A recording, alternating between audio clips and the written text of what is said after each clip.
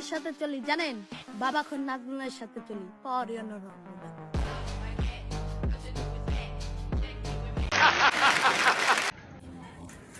IPhone 16 unboxing করার বদলে নিজেকে আনবক্সিং করতেছি, এটাই বাস্তব।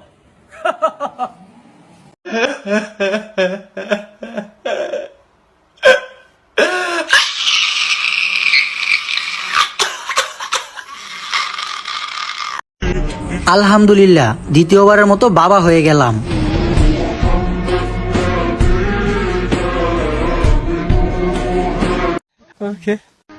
আমাদের মন ভাঙার কোনো চান্সই নাই, কারণ আমরা খারাপ মানুষ, আমাদের কোনো মনই নাই।